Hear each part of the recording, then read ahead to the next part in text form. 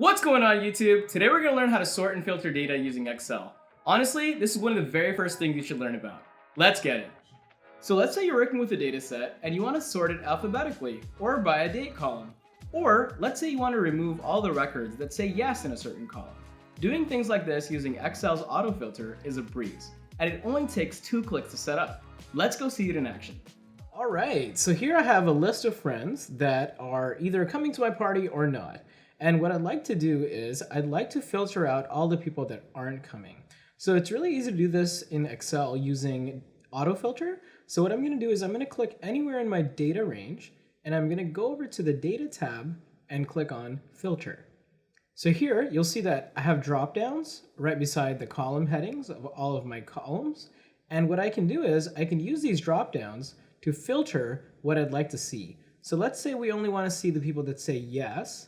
I'll click OK at the bottom, and here I can see that Timber, Tommy Gunn, Will Win, and Crispy Bacon are the only ones that are coming to my party.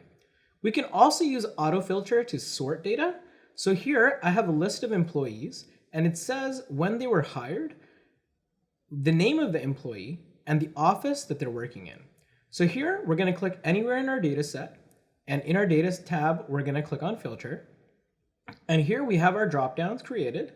And what we're going to do is we're going to go to the date of hire column and use its top 2 options to sort the dates chronologically.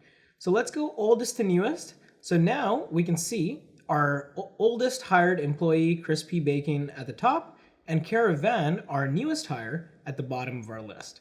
We can also use the office column to hide the Houston office to only see employees in the Austin and Vancouver office. There we have our list of people in Austin and Vancouver sorted by date of hire. Alright guys, so that's the video. I hope you saw how easy it is to filter and sort data using AutoFilter. If you like the videos, like, comment, and subscribe, and let's Excel together.